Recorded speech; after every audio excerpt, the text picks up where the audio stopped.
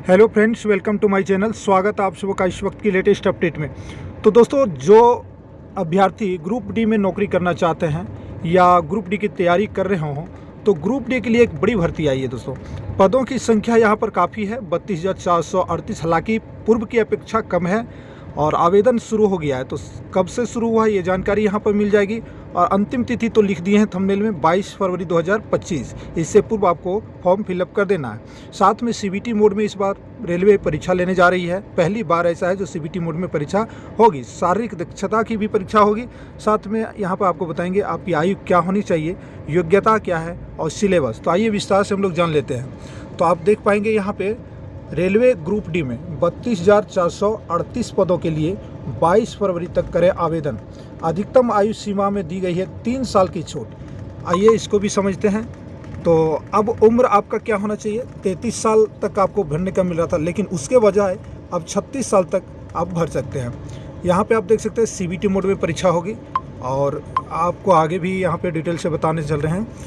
यहाँ पे railway board ने आरआरबी ग्रुप डी के 32,438 पदों पर नियुक्ति के लिए नोटिफिकेशन जारी किया। आवेदन प्रक्रिया गुरुवार यानी 23 जनवरी से शुरू हो गई है, ठीक है। और आवेदन जमा करने की अंतिम तिथि देखिए, तिथि लिखा हुआ ये 22 फरवरी है ना। तो 22 फरवरी 2025।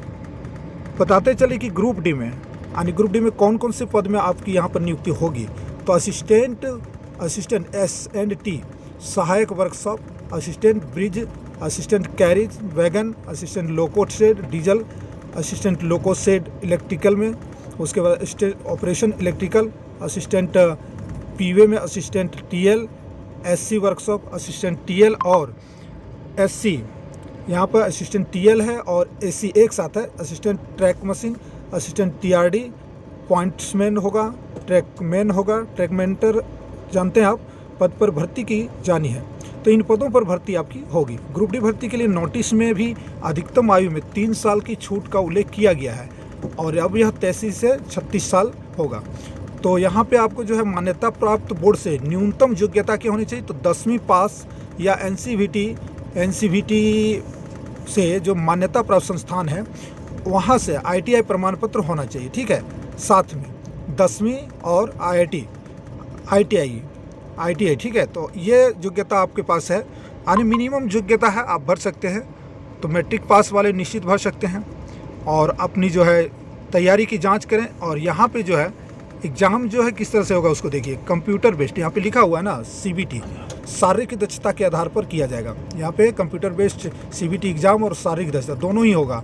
तो CBT आपका 90 मिनट का होगा, जिसमें 100 प्रश्न होंगे और 25-25 प्रश्न क्या होंगे, तो जनरल साइंस एंड मैथमेटिक्स का जो है 25-25 और 30 प्रश्न जनरल इंटेलिजेंस यानी रीजनिंग का होगा, ठीक है।